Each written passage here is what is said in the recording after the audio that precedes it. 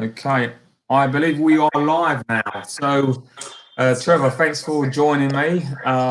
Danny Valencia here, my CTNS, Keller Williams, property consultant here in central London.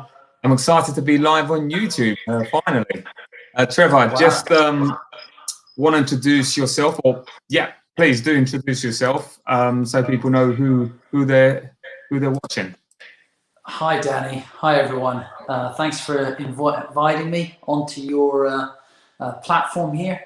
And so I'm Trevor Banbury. I've been a central London estate agent for over 20 years and worked mainly in the Bloomsbury area where I ran my own company.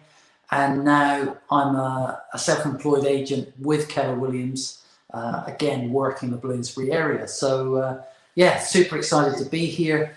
Obviously, central London is not been the easiest place to be over the last 12 months with all these lockdowns and everything. But look, people have to live somewhere, have to carry on doing their work. So we got to make it happen.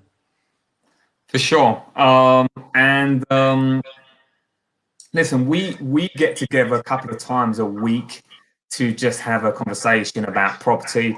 Just two guys, two property specialists, just having a general chat. And we came to the conclusion that we may have some value that we want to share with people, and we don't feel that we're doing people justice just having that conversation privately. And so how do we get this to people who potentially would value this information, especially in these uncertain times? So I'm excited to bring this to whoever's out there and who could find value in this. Yeah, look, we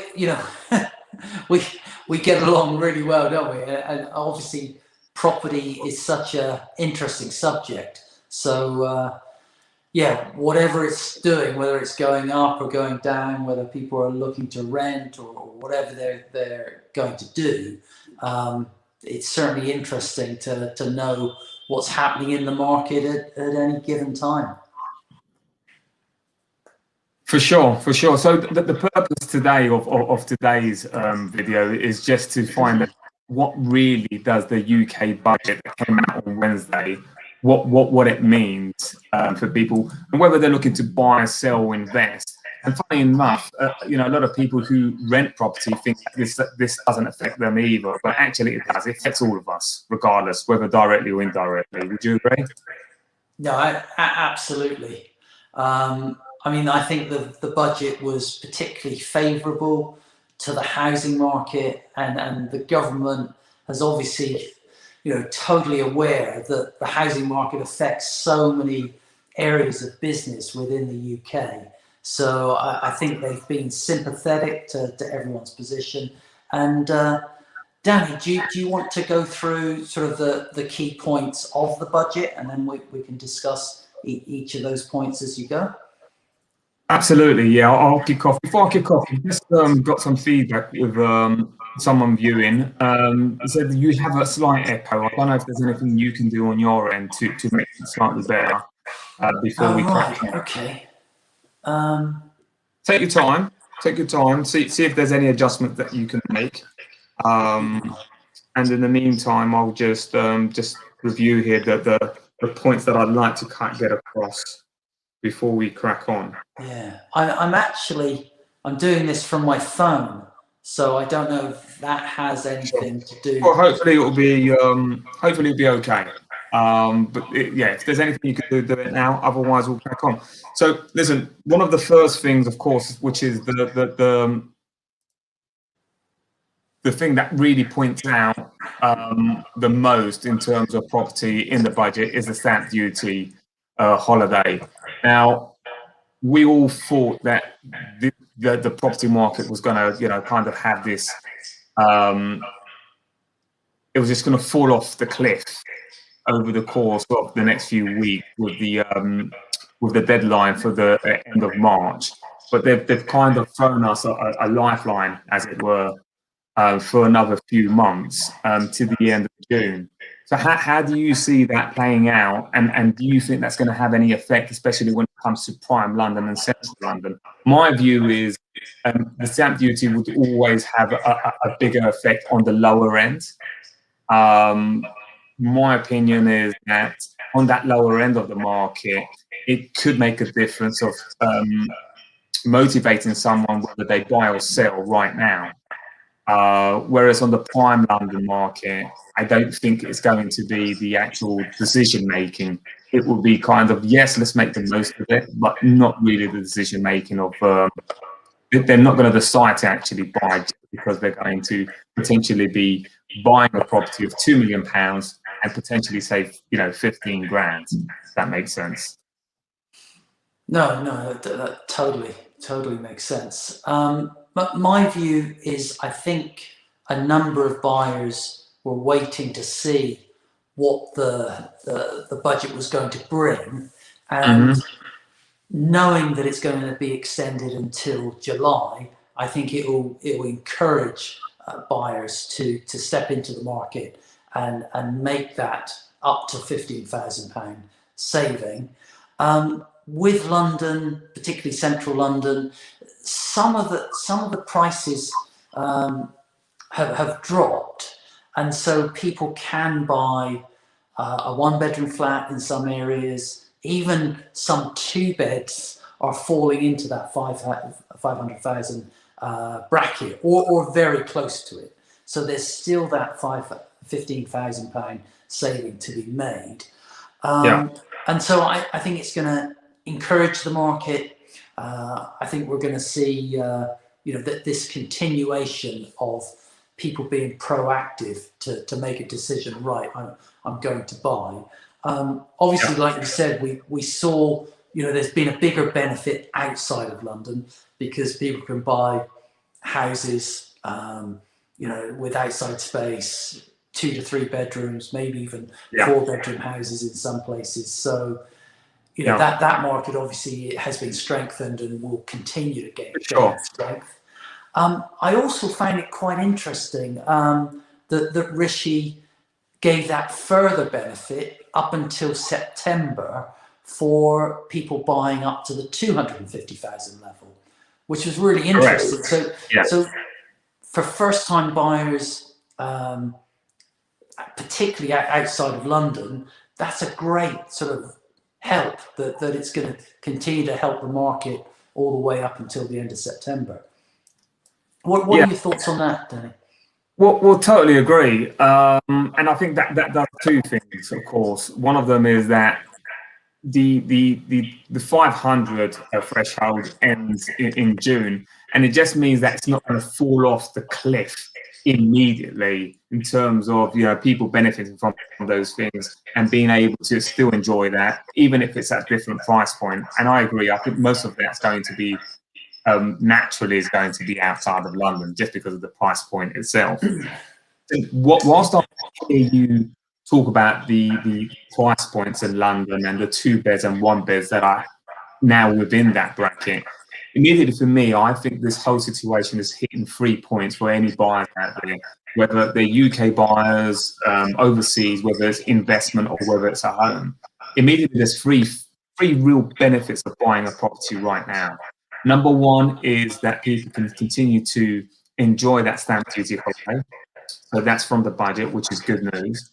The second one is that people can continue to enjoy some price drops that has happened during the pandemic. Would that be fair? In certain parts of London, at least, because you can't put a blanket all over it. London does have kind of some micro markets which do different things in different areas. Would you agree with that? No, I would. And it's an interesting market if we look at the whole of the country, because we've got some areas that are booming where agents are saying, I literally don't have enough stock, particularly like hotcakes. And Cornwall, as an example, people are looking at holiday homes and relocating. And so that area is booming. And then other areas have retracted. So For sure. So if we look at some areas of London, for now. So we've got that stamp duty holiday which buyers can take advantage of. We're looking at some price drops which they can also take advantage of. But then thirdly, the other thing is making the most of the interest rates, which are all-time low. I mean, it's just amazing as to how much savings they can make just on that. And for me, I felt I was trying to read in between the lines of the budget, and even Rishi said very specifically, interest rates are not going to stay at this rate forever. And I think that was a little key point there that you need to listen, you should hear. And he said very specifically, they're not going to stay like this forever. So I think anyone would be crazy not to, if you're thinking of buying in London, not to take advantage of those three things. Yeah, no, I would agree. And also, just from a sensible point of view, is to not overcommit, not to get such a big not to get such a big mortgage to make things somewhat difficult for yourselves, and to understand, as all the finance companies say, prices can go up and prices can go down of property. And so make sure that you're comfortable with your monthly payments, because what about if it were to go up 0.25% and then another 0.25% and then 0.5%? And Yeah. to have, we've had them historically low for quite some time. We all get comfortable with 2%, 2.5%. So some are even, first-time buyer mortgages can be under 2%. But I remember, my first mortgage was 13.5%, and it went to 16%. I'm sort of showing you my age now. Yeah. So that was Gordon Lamont, the Chancellor at the time, and just crazy interest rates. But I don't think we'll ever see those rates again. Yeah. But we have seen 5%, 6%, which I thought was extremely reasonable rates, a few years ago. Comparison. Yeah. And now we're down to an average of around 2%, which is incredible. But it will not last. You remind me, talking about people being reasonable in terms of what they can afford and their finances. We're both influenced by the same people, the same circle. And recently we had the family reunion, which, we had, I don't know how many thousands of agents joining the same convention. And this was online, of course, this year. And one of the things that I remember from it was one of the sessions that Gary Keller did with finance in terms of wealth. And he very specifically pointed out don't violate one of the most important principles when you're investing, and that is that if you are not capable of covering at least 3 to 6 months, if I'm not mistaken, of that investment mortgage, of that investment that you're making, should you not have a tenant, then you are making a huge mistake. So, to your point, you should be able to cover between 3 to 6 months of that investment should things go downwards and you are unable to pay that mortgage for whatever reason. No, I agree. And it's just being sensible with your finances, really, and maybe not pushing that mortgage to the very limit of what you can afford. I think we should mention now the next part of the budget, where he has told us that there's going to be a government guarantee on 95% mortgages for first-time buyers, and that's that's super exciting for young people wanting to get onto the property ladder with a 5% deposit. That's 100%. Absolutely. I mean, that's what helped me 20 years ago. That 5%. I got on the property ladder with £5,000 here in London. So Yeah. that is unheard of. No, incredible. And of course, I like to think of the knock-on effect of that. So young people, first-time buyers, buying property, and of course that starts a chain reaction, releasing someone else to move to another property, and so it'll be interesting to see how that does affect the market. I think it's going to be a good boost to the housing market all over. Absolutely, and it somewhat replaces or does replace the Help to Buy scheme. And I say Help to Buy, but in my opinion, I don't know what your opinion is, was more kind of a Help to Sell scheme for developers more than a Help to Buy. Overpriced properties with that scheme. Again, that's my opinion. But Yeah. this I will mean, replace. it's an interesting one. We might go a little bit off topic because I have my own personal thoughts on sort of new build apartments. I know you do. Oh, And goodness. I'll tell you what, I think we should hold that one for another we'll time. schedule a topic on that. Yeah. We Yeah, can exactly. we can dive deep on that. All And right. of course, this 95% isn't something that will benefit buy-to-let investors, but rather first-time buyers. Yeah. So before we move on, is there anything else you want to share on this specific topic on the 95%? No, I think I'm fine with it. I think it was a great thing to do. I think we're going to see, younger buyers of property get onto the market, which I think is great.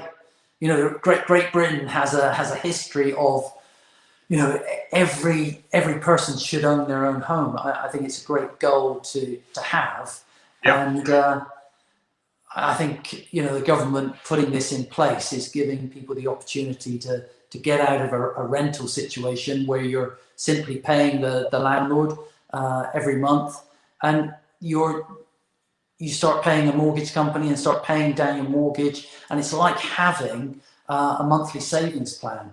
So I think it's a great thing for people to be able to do. Absolutely. So if we jump on to income tax, VAT, and so forth, I mean, we know that when it comes to corporation tax, that's going to be increasing in 2023. And this is important to point out because I know that at least for a lot of our landlords, they have their portfolios within a limited company, and how that's going to affect their margins and their profits when it comes to tax. I mean, we know when it comes to the VAT, income tax, national insurance, they're going to be frozen, they're going to be kept the same. However, how that increase is going to be rolled out, do you have any thoughts on that? Okay. Obviously, it's not for another 2 years, so there is a little bit of a break there, and for people to recover from this pandemic that we've been through. But of course, I think the government's hands are tied, that they have to start clawing back the money that has been spent through the furlough scheme and through the support of the self-employed and those out of work.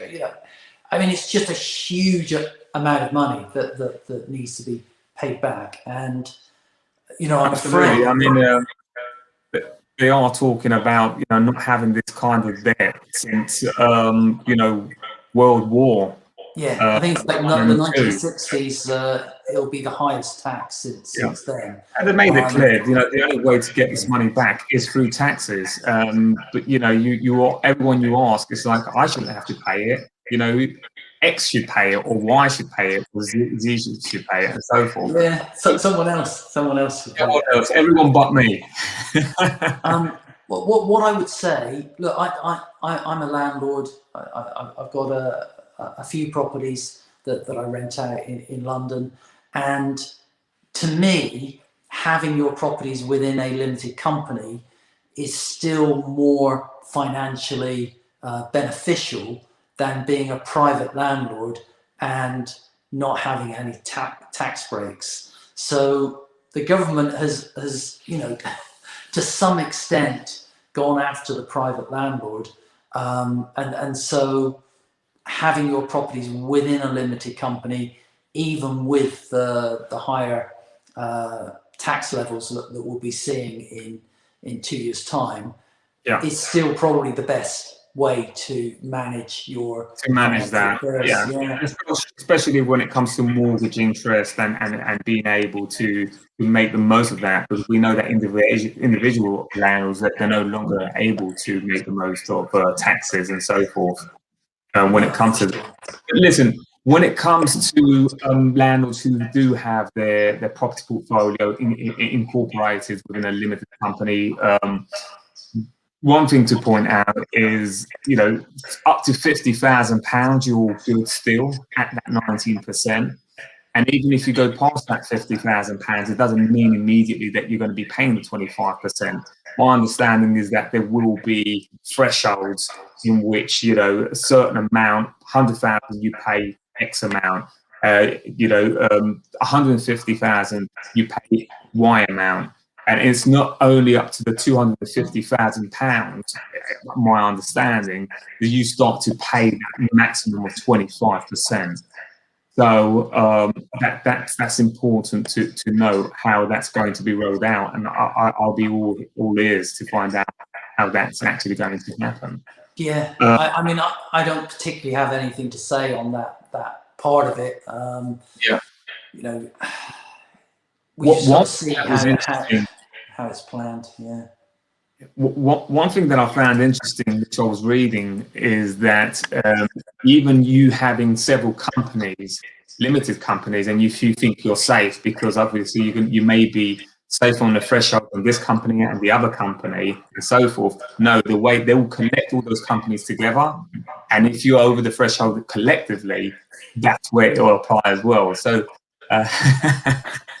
they're not leaving anything to chance, are they? No, I mean, that's just wrong. But it's the government, so we can't really argue it. When Rishi says something, we just have to go along with it, I'm afraid. Yeah. Goodness. So we can wrap this up. I mean, again, we were all looking at capital gain tax and what changes were going to be made. That wasn't announced. We're all good when it comes to that. However, they did change the corporation tax, which is something to look at. My opinion, so that we can wrap up, my opinion is that landlords, homeowners, you have a good 4 years to figure out whether you are going to sell or not, because my opinion is that in the next budget, they will increase that capital gain tax. I can be completely wrong, but that's what I believe. And I think that you have a good few years to put your assets, finance in place to try and mitigate that, and ensure that you pay as less as possible. Obviously, the financial advisor. So capital gain tax, no announcement there. Corporation tax is increasing. In 2023, the stamp duty holiday of £500,000 will continue up to the end of June, and then what will continue would be the threshold of 250 up to the end of September. My concerns would be that that stimulus will end as we hit winter. Winter naturally is a slow property market.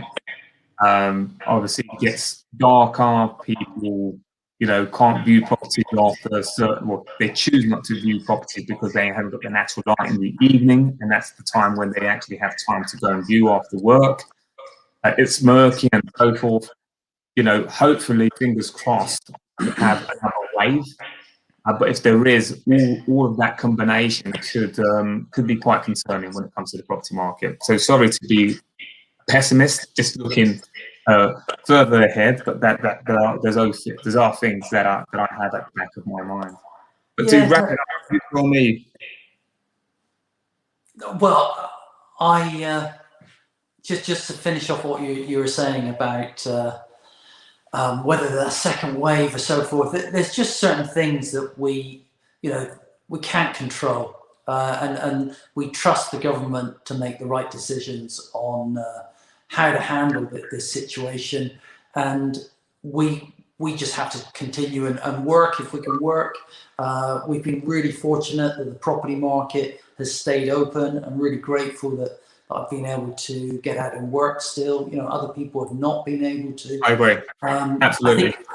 I think the budget was as favourable as we could wish for the housing market. So again, really pleased with what has been announced with that. And so, we just got to look for spring, nearly at the door, natural time for people to sell and move. And I think we'll see a busy few months. Absolutely. I agree. I was going to ask you a question, but I know what the answer is. Well, why don't you answer it yourself then? The question was worth buying, investing over the course of the next few months. But I know that we're both looking to buy properties. We're both on the hunt. So I know the answer to it. We don't just talk it, we do it, don't we? Yeah. So it's a case of we're saying, look, we think it's a great time to buy, and I've just offered on a place to buy. And so I'm not telling people to do it, and I'm not doing it myself. I'm doing it because the right time to buy a property is now. Yeah, I agree. I put an offer as well just yesterday.